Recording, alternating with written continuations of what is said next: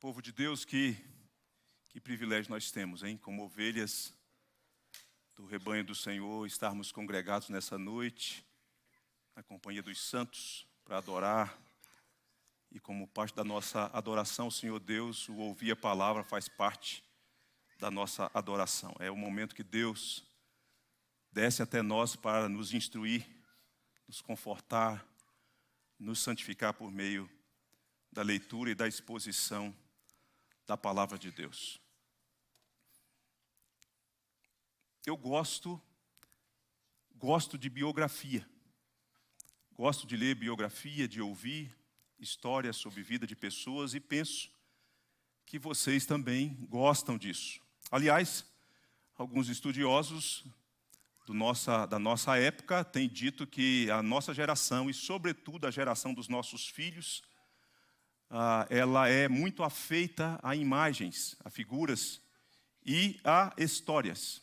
Histórias sobre a vida de pessoas. E às vezes nem há uma seleção do tipo de história que elas estão interessadas. Simplesmente elas querem saber sobre a história das pessoas. E a gente tem um acervo muito grande sobre isso hoje. Mas geralmente quando nós queremos saber um pouco mais da biografia, da origem daquela pessoa, geralmente nós queremos saber também sobre a pessoa, o que ela fez que deu certo. O que ela encontrou? Qual foi o segredo para que ela se desse bem? Especialmente quando trata-se de história de superação. A gente quer a receita. Será que o que ela fez, será que eu posso usar também na minha própria vida? Será que se eu usar na minha própria vida, no meu próprio contexto, isso vai surtir algum efeito? Em minha opinião, é importante saber o que aconteceu, o que ela fez. Mas mais importante do que saber o que ela fez, é entender se teve algum elemento que extrapolou, que estava acima das virtudes daquela pessoa, alguma coisa que foge do convencional, que é alguma coisa, diríamos, extraordinária que fez com que aquela pessoa se movesse e se tornasse quem ela veio se tornar, e do legado que ela deixou e da influência que ela promoveu na sua geração e na sua história. Na história do seu povo. E vocês sabem que a Bíblia está cheia de exemplos, de personagens. Eu cito 3 aqui e vou me ater a uma. Por exemplo, nós já ouvimos aqui deste púlpito, nessa igreja e talvez em outros lugares, a história ou a biografia de Enoque. A biografia de Enoque. Quem se lembra, acena com a mão assim, porque se você não se lembra, eu vou ter que fazer um sermão nessa noite só sobre ele. Depois eu passo para o outro personagem e a gente avança aí para as demais biografias. Então veja só, Enoque, diz assim o texto faz a menção do nascimento dele, que ele é filho de Matusalém, e o texto do versículo 22, capítulo 5, diz assim: andou Enoque com Deus, e depois que gerou a Matusalém, ou o pai de Matusalém, viveu 300 anos e teve filhos e filhas. Todos os dias de Enoque foram 365 dias. Andou Enoque com Deus e já não era, porque Deus o tomou para si. Veja só que é uma biografia pequenininha, uma capacidade de síntese de Moisés, mas com muita coisa. E é impressionante. É impressionante. Um outro personagem, aí já perto do livro dos Salmos, não precisa abrir a Bíblia, é Jó. Jó é um outro personagem que tem, logo no início do seu livro, uma síntese da sua biografia, que diz assim: havia um homem na cidade ou na terra de Uz, cujo nome era Jó, homem íntegro e reto, temente a Deus e que se desviava do mal. Aí faz a menção que ele tinha 7 filhos, 3 filhas que tinha uma riqueza. Então é essa capacidade de sintetizar do escritor, de trabalhar a questão da vida, da biografia. Mas nessa noite, a biografia que eu quero olhar com vocês é a biografia de Noé. Noé é um outro personagem, que Moisés também faz essa síntese da sua biografia. E veja como ela está condensada.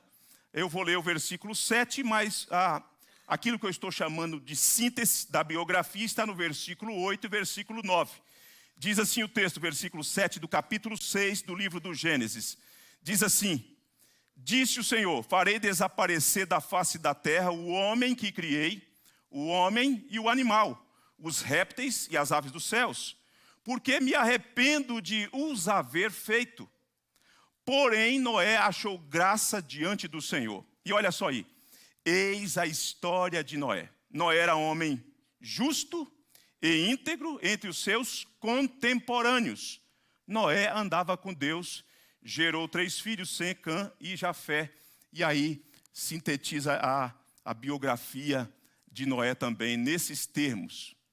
São poucas palavras, são poucas informações, mas o pouco de informação que tem é denso e tem muito a nos ensinar.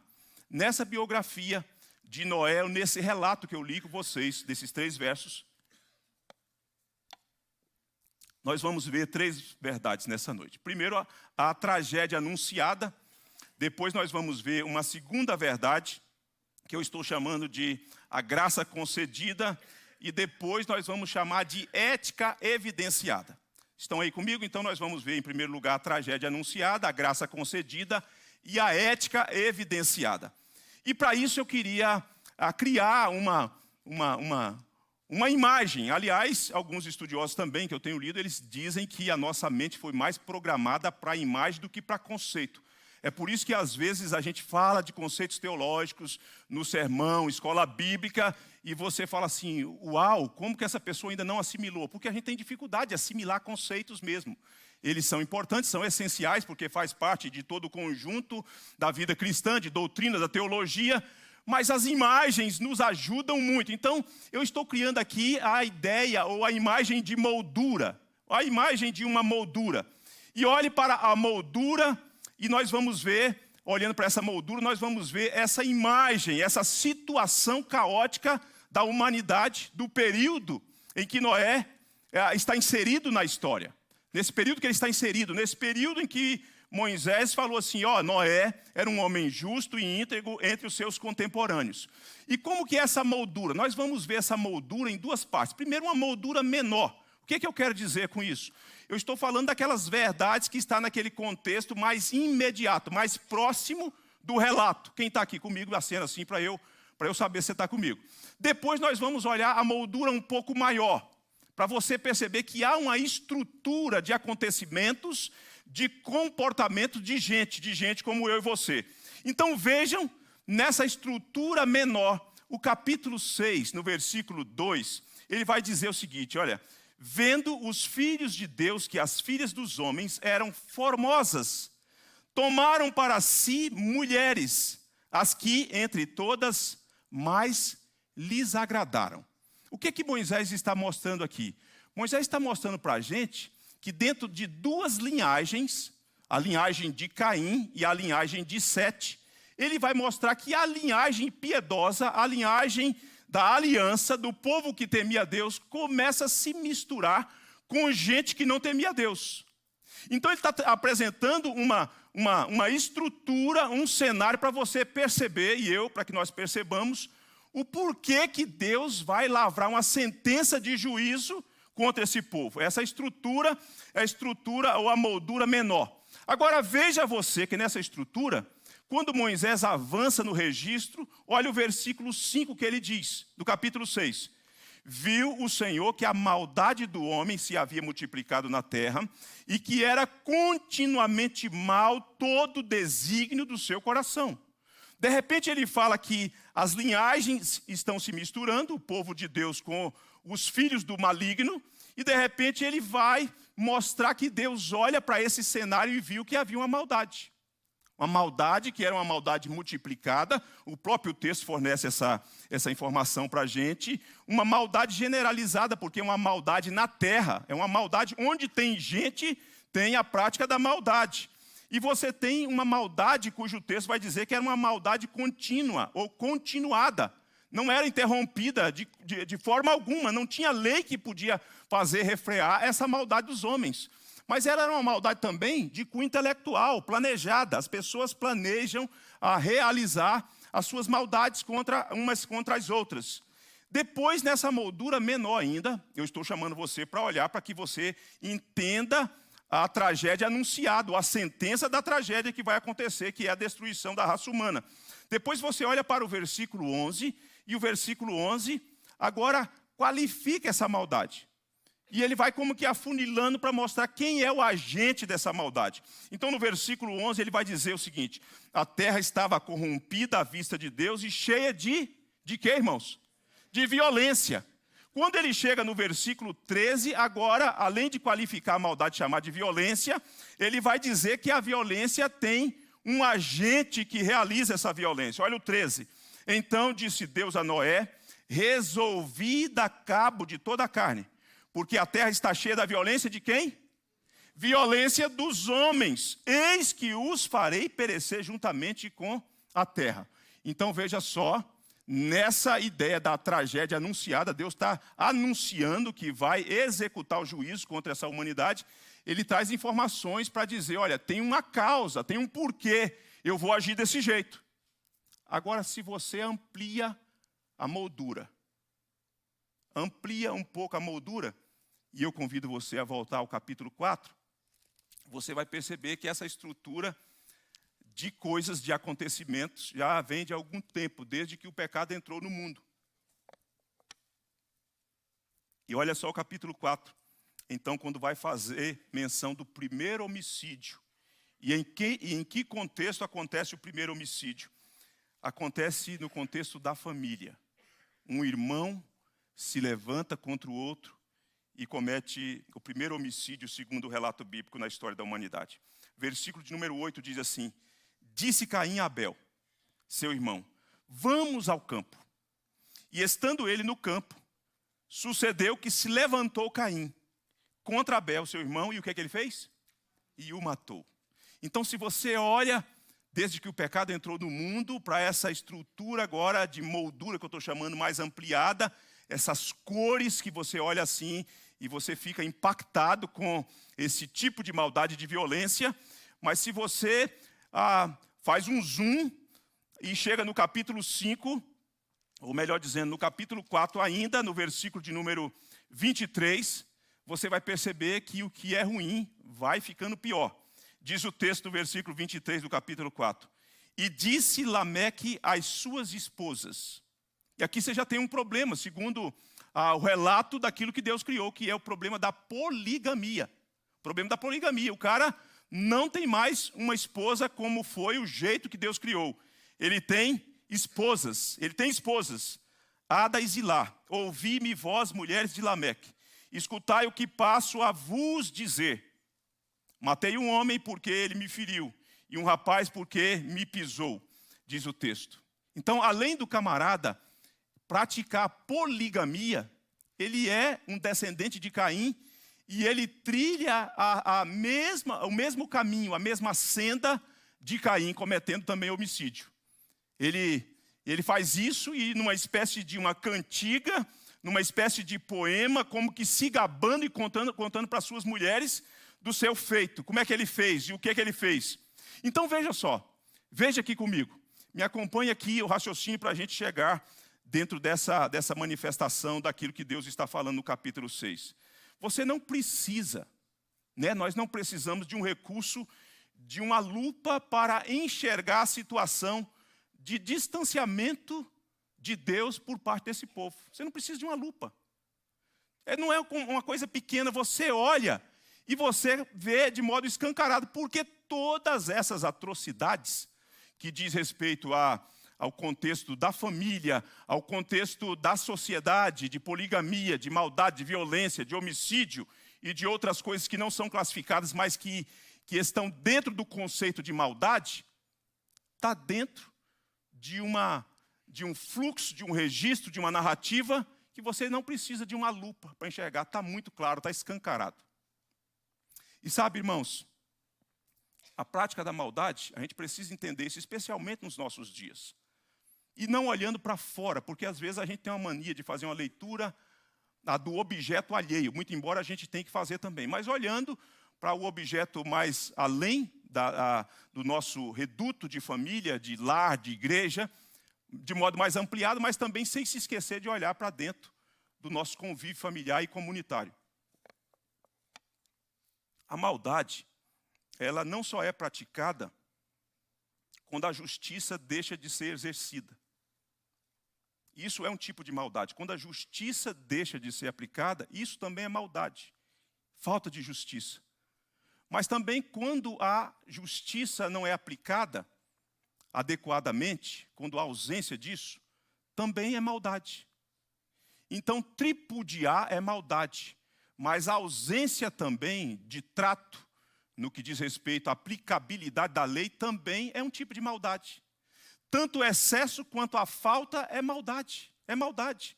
A gente comete maldade quando a gente excede na disciplina dos nossos filhos, excedemos e não seguimos a orientação bíblica, mas também nós cometemos maldade quando nós somos omissos e deixamos de disciplinar os nossos filhos de acordo com a disciplina e admoestação do Senhor. Tanto uma coisa, tanto o excesso quanto a falta dela é um tipo de maldade. Por quê? Porque não é forjado o caráter de quem recebe ou quem deixa de receber a disciplina. Então nós vivemos numa época que a maldade está permeando todas as camadas da sociedade, a começar dos nossos lares, do modo como nós lidamos com a coisa, do modo como nós gerimos a nossa família, e essa moldura maior, portanto a moldura menor, mais próxima do capítulo, dos versículos que nós lemos, mas quando nós ampliamos, nós olhamos e vemos que essas cenas, ou cenas semelhantes, melhor dizendo, estão presentes no contexto em que nós estamos vivendo. Estão presentes a maldade, a violência. No dia 15 de setembro, essa semana, vocês certamente viram, né? Um delegado de polícia foi executado por criminosos em Praia Grande, no litoral paulista. Não foi de madrugada. Não foi de madrugada, não. Porque alguns tipos de crimes no passado aconteciam depois de meia-noite, na calada da noite, quando não tinha-se mais movimento, quando as luzes apagavam-se, e então se cometiam as atrocidades. Agora não, no início da noite, numa rua movimentada, numa perseguição, parecendo filme de Hollywood, 29 tiros, 29 projéteis de fuzil, numa autoridade de segurança pública, mas já aposentada. Eu estou citando um caso só para você falar assim, bom, esse aí realmente eu vi. Mas tem aqueles que acontecem, aquelas maldades, aquelas violências que acontecem dentro das casas. Aquelas maldades que acontecem dentro dos grandes condomínios, das casas luxuosas, que tem aí o seu sistema de alarme, cercas elétricas, que as pessoas não veem. Mas o Deus que viu a situação de maldade nos dias de Noé, continua vendo, nada passa despercebido aos seus olhos, queridos. Ele vê a maldade das pessoas do ponto de vista mais macro, mas ele vê também as nossas próprias maldades, como elas se processam. Nós vivemos numa época em que a maldade se dá pela perda do respeito pelas autoridades. É algo vertiginoso hoje. As pessoas não respeitam mais as autoridades. Os filhos não respeitam os pais. Nós não respeitamos as autoridades. As autoridades eclesiásticas constituídas por Deus, enfim, do ponto de vista mais micro, mais macro, são desrespeitadas. O que é isso senão maldade? Falta de vivência de acordo com uma normatização de Deus para que a sociedade tenha o mínimo de saúde nas relações sociais, nos contratos sociais, porque se eles são quebrados e violados, consequências hão de vir e precisam vir. Mas o que a gente está vendo, queridos, no modo como as coisas estão andando, é que parece-me, é uma sensação minha, não tenho estatística, é que parece que a gente vai caminhando para um tipo de anarquia, que para alguns de nós trata-se apenas de um conceito histórico por conta de um movimento na história, no passado, e que você olha e fala assim, não, mas isso não é mais possível. Mas, queridos, a sociedade está numa desordem. O crime organizado está ganhando cada vez mais força, ficando cada vez mais inteligente, cada vez mais hábil, cada vez mais permeado nos segmentos da sociedade, da economia, da política, do judiciário. E por que não dizer, na educação? Eles estão por todo lado. E a gente vai ficando como que refém numa espécie de dominação ou de sermos dominados, subjugados por uma fobia em razão do que está acontecendo. Do que está acontecendo. Note que essa relação com essa pintura da geração de Noé é muito parecida com a nossa. É inacreditável como que a coisa se parece com aquilo que a gente está vivendo. Não é preciso, portanto, fazer uma graduação de um curso de sociologia para entender a engrenagem da malignidade da sociedade contemporânea. Você pode concluir isso com uma leitura muito superficial. Muito superficial. Não é preciso você assistir Balança Geral, né? Porque aquilo é um verdadeiro derramamento de sangue, né? Só passa coisa ruim, não é verdade? Mas também, nós não podemos deixar de reconhecer também que é uma realidade dos fatos, como eles acontecem. Mas tem o sensacionalismo, né, no tipo de telejornal dessa natureza. O fato é que você vê isso estampado em todos os lugares, em todas as possibilidades daquilo que os seus olhos conseguem capturar, está isso estampado. A violência continuada, violência manifestada, multiplicada, violência generalizada, violência pensada, é uma violência para todo lado. E como se processa isso hoje no nosso contexto? Como é que se processa? Como é que a gente pode olhar para a engrenagem dessa manifestação de maldade e de violência dos homens? Ela se processa, dentre outras ramificações, ela se processa na política. O campo político virou um verdadeiro campo de batalha. Virou um verdadeiro campo de batalha. Todo mundo se diz que precisa ser respeitoso, ter um tom mais respeitoso, mas ninguém, no final das contas, não está disposto a reconhecer suas opiniões. Se as suas opiniões divergem, o cara pode pensar, né? E me parece que no Brasil a gente vai também, em razão de acontecimentos fora do Brasil, talvez o espírito que rege esse contexto nosso, a pessoa também começa a pensar na possibilidade de lhe assassinar, se você discordar dele.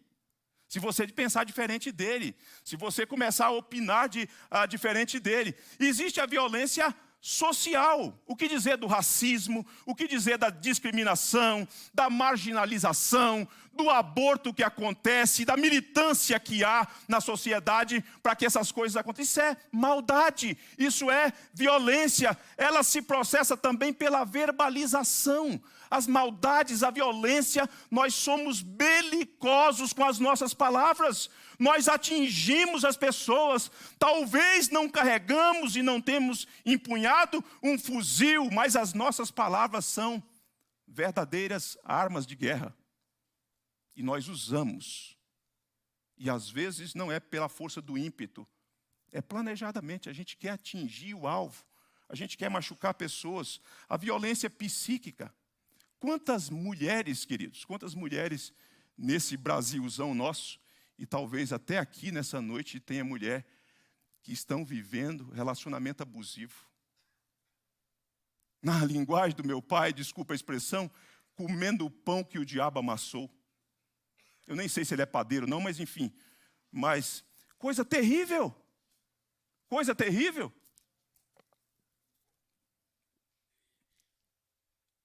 E, por fim, violência física. Quantas crianças sendo abusadas, e às vezes no reduto do lar, de pessoas próximas, de familiares. Trágico, a gente vê as notícias e reportagens, e a gente fica alarmado.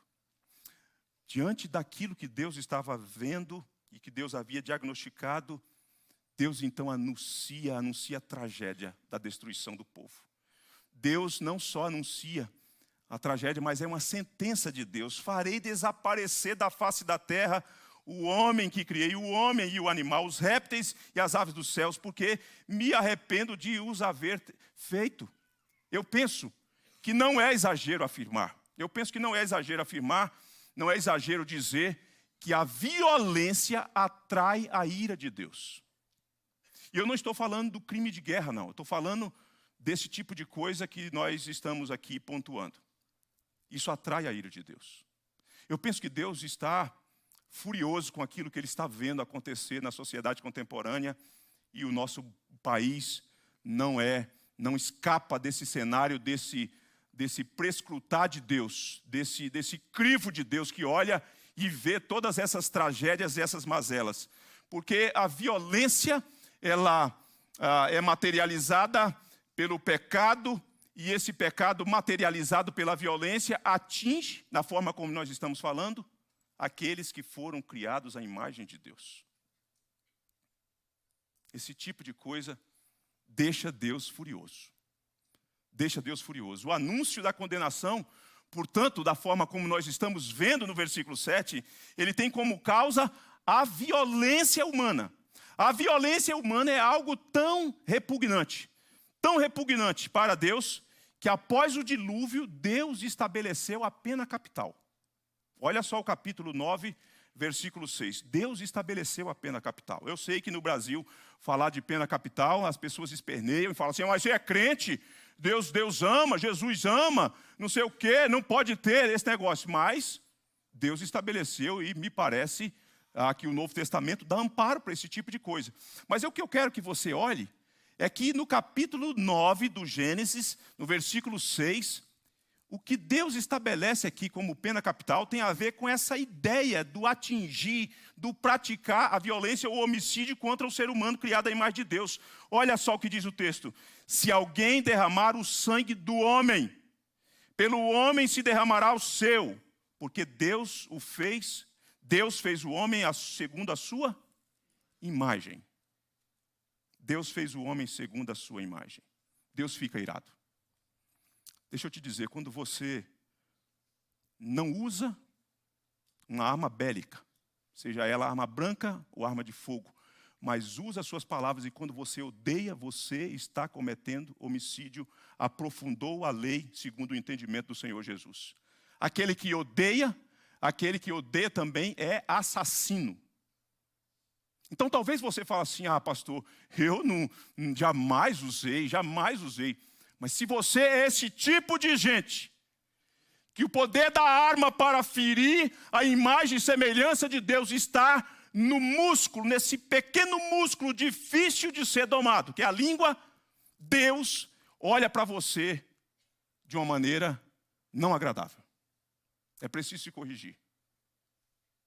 É preciso se arrepender. É preciso tomar cautela e retomar uma outra via. A tragédia anunciada é por conta desse cenário emblemático. Terrível, sombrio. Em segundo lugar, a graça concedida. É maravilhoso. Maravilhoso, porque o versículo 8 diz assim, olha, eu vou retomar o 7 só para você ver como que essa pausa do versículo 8 é maravilhoso. Disse o Senhor, farei desaparecer da face da terra o homem que criei, o homem e o animal, os répteis e as aves dos céus, porque me arrependo de os haver feito. Vamos juntos? Vamos juntos lá? Porém, Noé achou graça diante do Senhor. Noé, ele é um filho da aliança. Ele vem de uma linhagem de crentes piedosos. Ele vem da linhagem de Enoque. Ele vem dessa linhagem que mostra que tem um povo que ainda, dentro desse contexto sombrio, ele é alguém que pertence a essa ramificação de gente. De gente que temeu a Deus, de gente que andou com Deus, de gente que honrou o Senhor Deus na sua história. Mas ele também, o seu próprio pai, carrega no alforje, no embornal da sua caminhada, essa ideia de esperança, de consolo. Se você olha para o versículo 28 do capítulo 5, diz assim, Lameque viveu 182 dias e gerou um filho.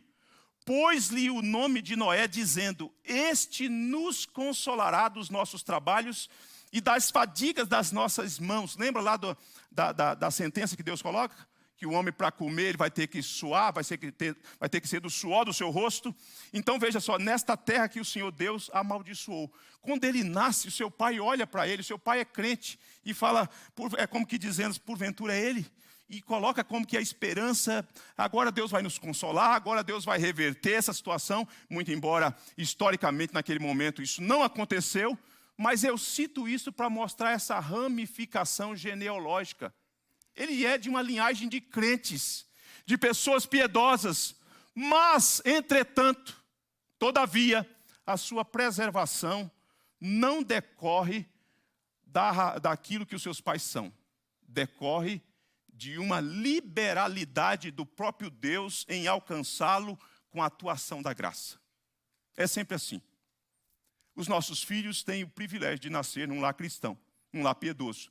E talvez aqui na igreja nós temos alguns que pertencem talvez à terceira, à quarta geração de crentes, e talvez ainda restrito, né, de crentes presbiterianos.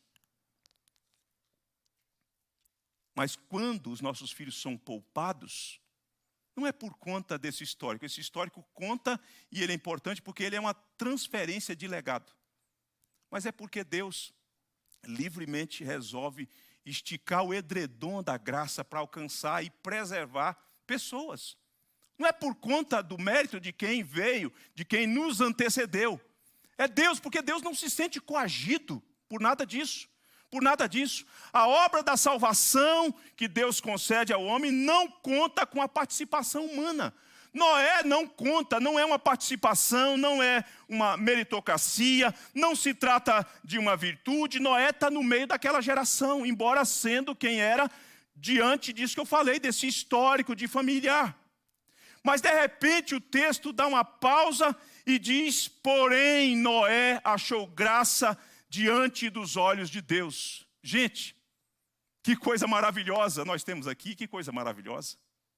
Extraordinário isso aqui, esse porém. É maravilhoso o aparecimento dessa conjunção logo após de uma sentença que foi lavrada por Deus. Deus está dizendo: eu vou fazer desaparecer o homem que criei. Deus não está fazendo distinção.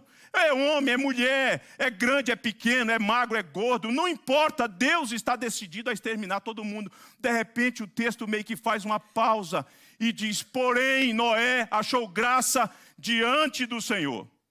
Eu vejo essa passagem como alguém que está passando, enfrentando algum tipo de afogamento. Algum tipo de afogamento. Não consegue nadar, não sabe nadar. E de repente está sendo engolido pelas águas. Mas depois de alguns segundos consegue respirar novamente por conta de alguém que esticou a mão. Alguém mais forte esticou a mão e retirou definitivamente o risco de morrer por afogamento.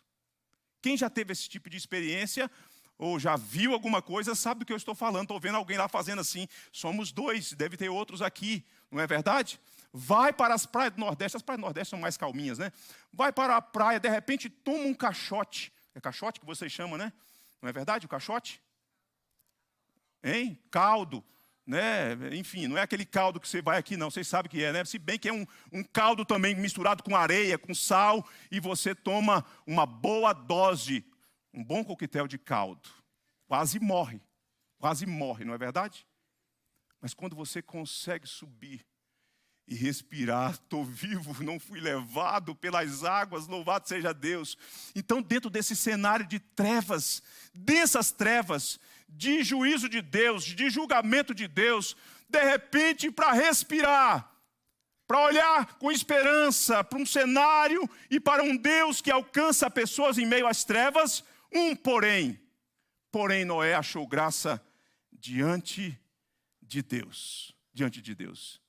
Queridos, você pode até pensar e ficar encabulado, e eu não vou te dar muitas explicações. Ao final, depois, se você quiser, eu posso convidar um dos nossos teólogos para lhe explicar. Não é verdade? Mas eu posso te explicar em outro momento, né? Mas hoje eu não vou ter tempo depois. Então, se quiser, depois eu explico. Existem duas formas de salvação. Existem duas formas de salvação. Certa feita, o Senhor Jesus ouviu uma pessoa falar assim: Senhor, o que eu devo fazer para herdar a vida eterna? E o Senhor Jesus apresenta a forma para ele. Já que você quer fazer, então a forma que você está falando, como o que eu tenho que fazer para herdar, então a forma é essa. Guarda a lei. Ama o Senhor teu Deus, de todo o teu coração, de toda a tua alma, com toda a tua força, e o teu próximo como a ti mesmo. E em fazendo isso, você será salvo. Faz isso. De modo e restrito, guarde a lei de modo absoluto e restrito, e você será salvo. Agora, veja se você consegue. Tenta para ver. Tenta para ver se você consegue. Primeiro que você já está contaminado, todo corrompido. Você não vai dar conta de nenhum item sequer da lei. E a outra forma é pela graça de Deus. A única maneira de as pessoas serem salvas da ira é pela graça de Deus. E o que acontece com Noé aqui é a manifestação da graça de Deus. Quando nós consideramos a graça de Deus que vem em direção a pessoas que estão perdidas, que estão em meio às trevas, que estão na mesma condição que outras pessoas, e de repente o porém de Deus seleciona pessoas. E salva pessoas, e concede perdão a pessoas, e concede também a esperança a pessoas que de outro modo estariam definitivamente perdidas. O que Noé achou? O que Noé achou? O achar aqui não é a ideia que Noé está tateando no meio do escuro, falando, eu preciso de encontrar. Não é disso, não. A ideia é de Deus agraciá-lo, é de Deus concedê-lo, é de Deus dar para ele aquilo que ele precisava no meio dessa geração. Então, o que Noé achou? Noé achou a dádiva mais preciosa, queridos. Ser agraciado por Deus pela graça é achar aquilo que é mais valioso. Aquilo que é mais valioso. Eu sei que a propensão natural do nosso coração é para o materialismo. Nós gostamos de ter, nós gostamos de conquistar, nós gostamos de comprar, nós gostamos de construir. Então, nós pensamos nessas coisas que, dentro do crivo socioeconômico, tem valor e as pessoas aplaudem isso. Mas achar a graça de Deus é achar aquilo que é mais valioso. É o que é mais precioso. Achar a graça de Deus, Noé achou o que ele não procurava, mas foi achado pelo aquilo que ele precisava. Noé, ele achou o que não merecia, porque ele não merecia. E ninguém merece, jamais merecerá. Noé achou a graça de quem pode doar. Deus pode doar a graça dele para quem ele quiser. Não importa o seu histórico, não importa o que você fez, não importa quais são os caminhos que você trilhou, o que você falou, o que você pensou, não importa. Deus pode doar a graça a você como doou a Noé. Amém. O que acontece agora? Isso nos leva a fazer a transição para a terceira verdade. O que acontece com alguém cuja vida foi contemplada com a graça de Deus? E aí nós chegamos à ética evidenciada. A ética evidenciada. Então veja só, Deus lava uma sentença, Deus alcança um homem, preserva um homem, e de repente essa pessoa que é alcançada com a graça, que acha essa graça de Deus e que é alcançado por essa graça de Deus, olha o versículo de número 9. Eis a história de Noé. Noé era homem justo e íntegro entre os seus contemporâneos. Noé andava com Deus.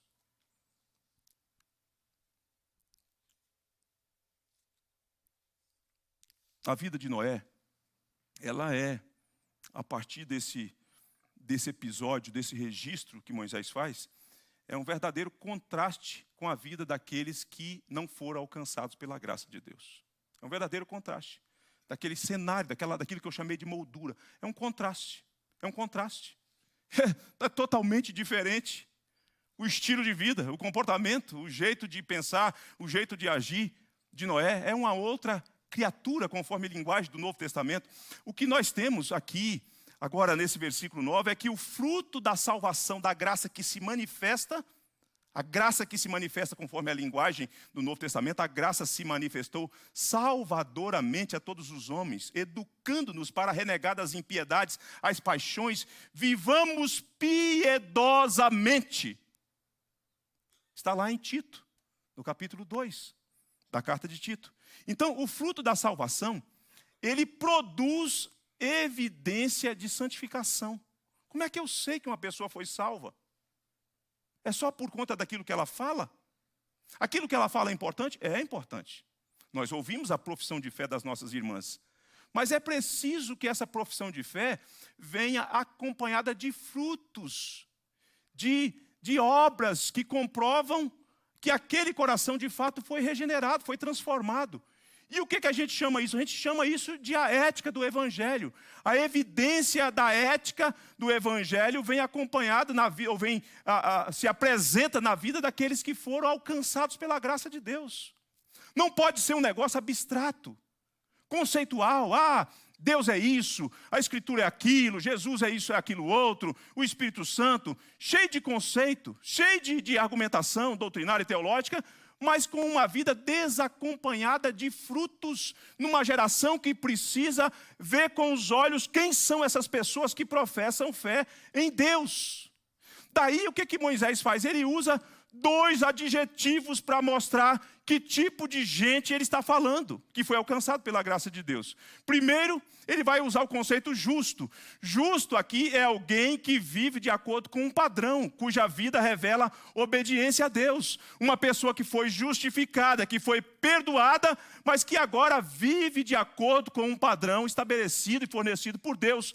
Por ser uma pessoa justificada, Noé, agora homem justo, honra a Deus no seu modo de viver. Porque ele é um justo. Mas ele também é um homem íntegro. Né? E como homem íntegro, ele é alguém cujo relacionamento na sociedade é marcado por retidão. As pessoas não conseguem achar brechas na vida de Noé para difamar Noé.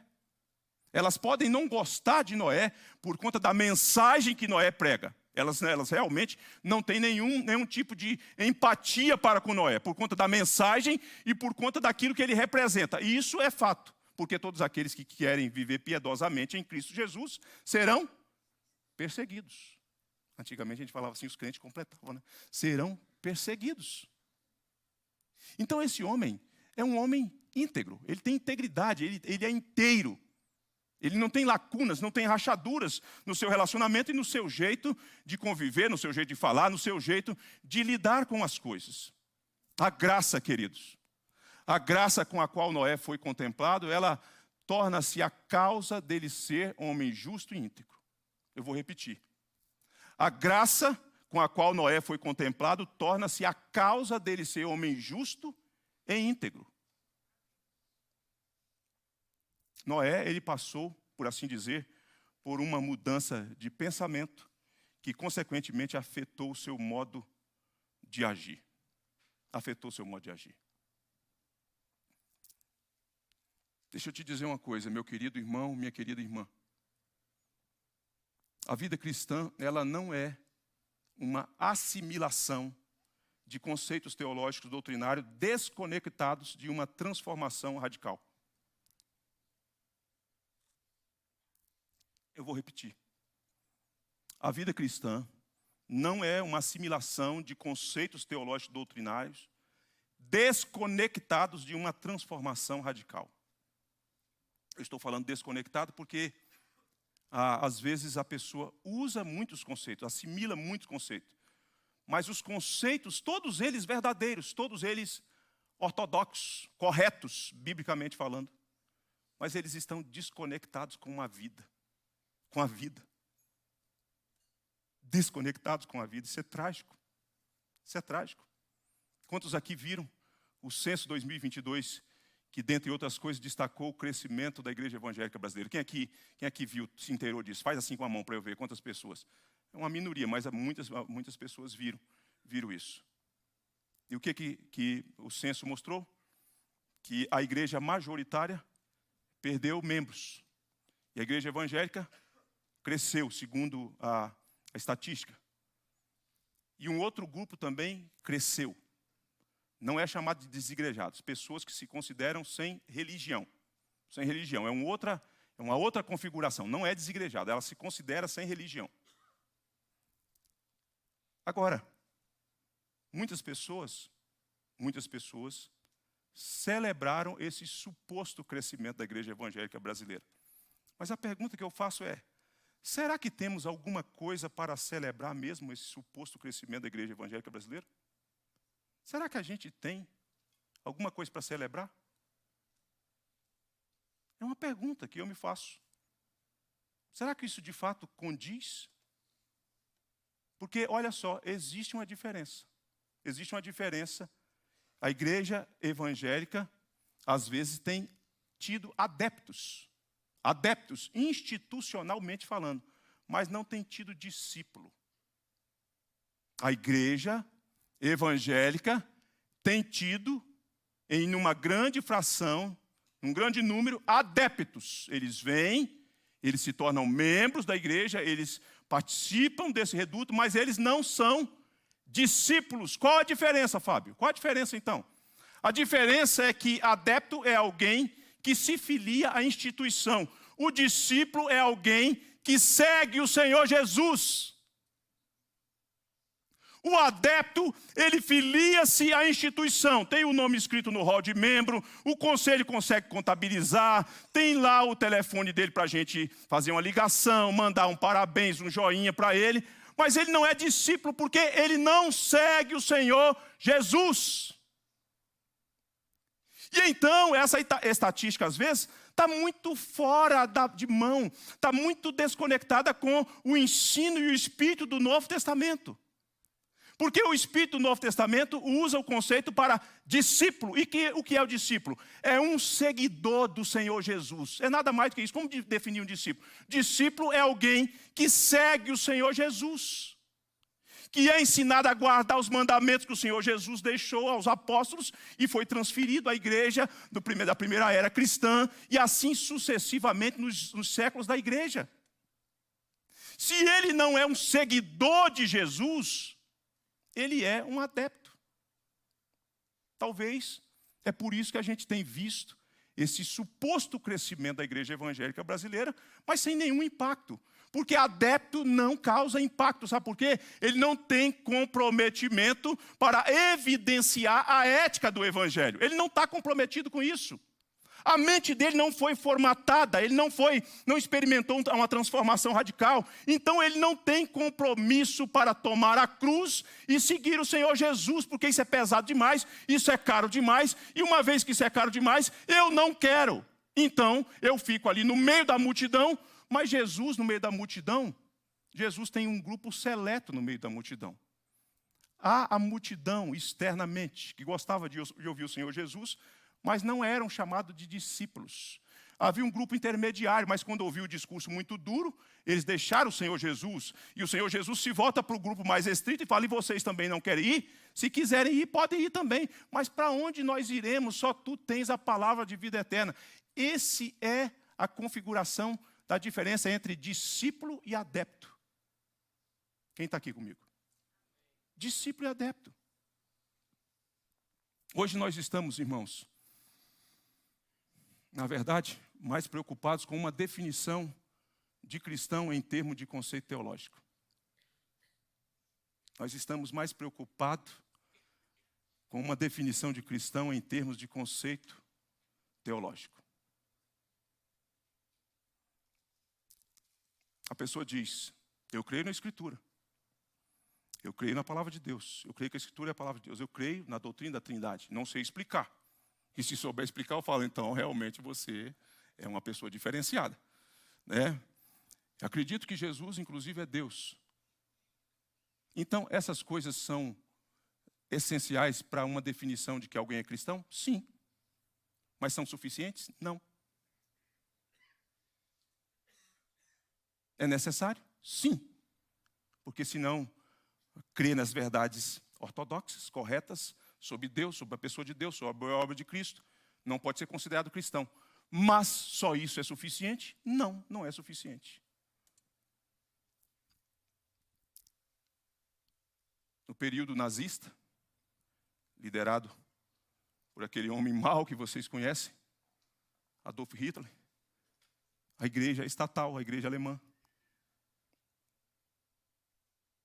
ela apoiou todas aquelas atrocidades, um ou outro, um grupinho aqui, um teólogo aqui ou acolá, mas em linhas gerais havia apoio, inclusive fazendo apologia para que as pessoas fizessem adesão ao movimento. Discípulos ou adeptos?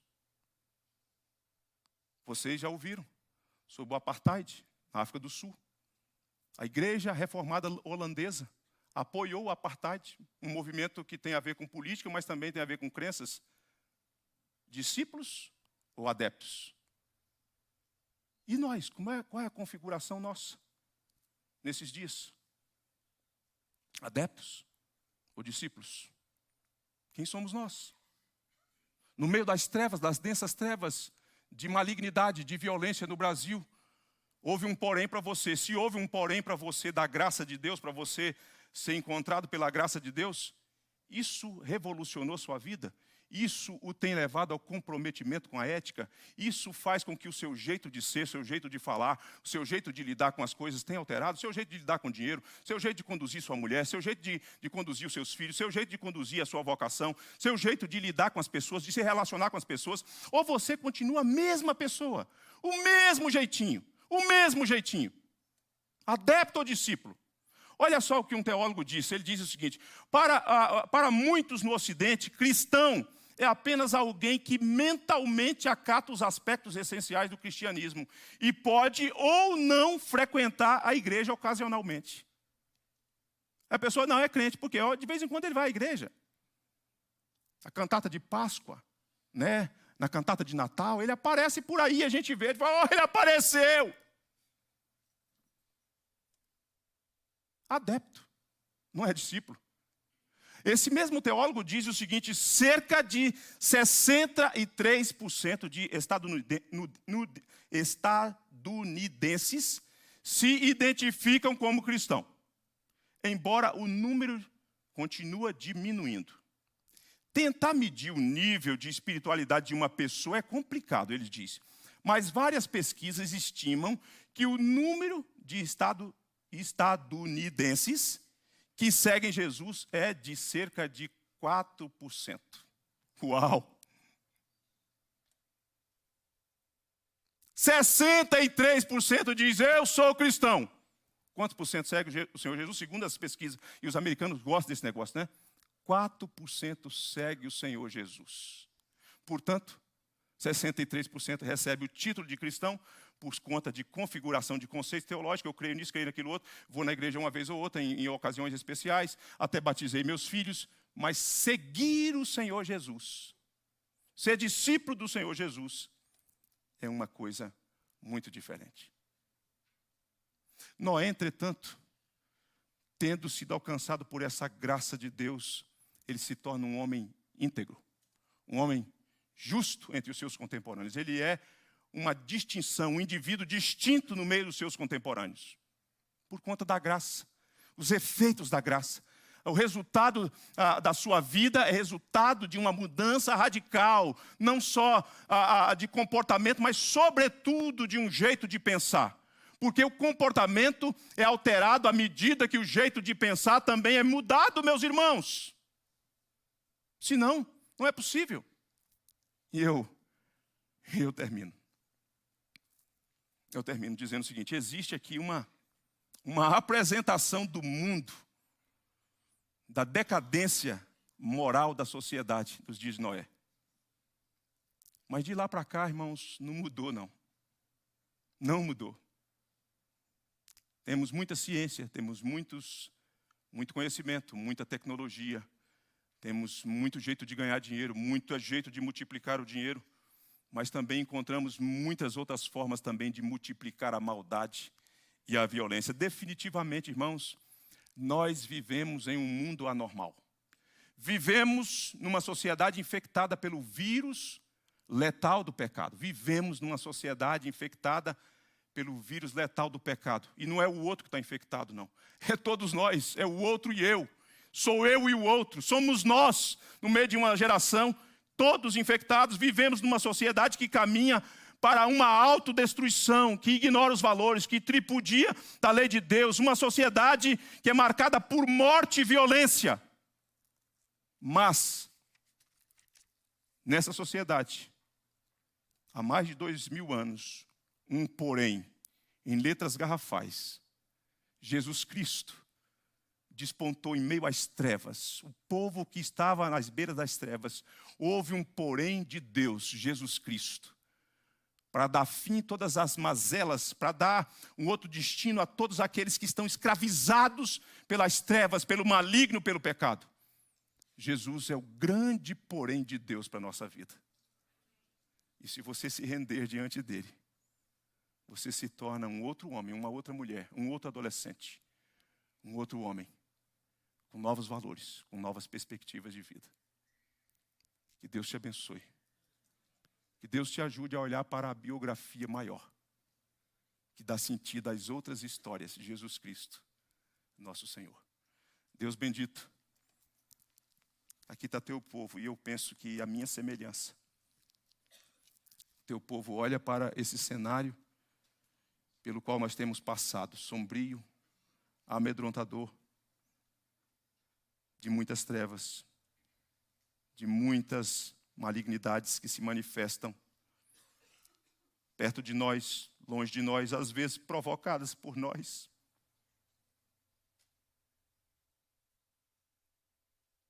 Não nos deixe dormir o sono da morte, não, Senhor. Desperta-nos por amor do teu nome. Acorda a tua igreja. Tira aqueles, ó Deus, que estão na condição de adeptos, para que eles sejam levados à condição de discípulos, de homens transformados, de mulheres transformadas. O Brasil precisa ouvir o Evangelho. O Brasil precisa de um porém que muda a vida daqueles que estão dominados pelo ódio, pela cegueira. Precisa de um porém da graça do Senhor, nosso Deus, que muda não só circunstâncias, mas muda o coração. Nós te pedimos que o Senhor, nosso Deus, nessa noite, contemple pessoas aqui com salvação, com graça, com misericórdia, e dote-as dos adjetivos necessários para que elas sejam justas e íntegras entre os nossos contemporâneos. Oramos em nome do Senhor Jesus. Vamos ficar em pé, queridos?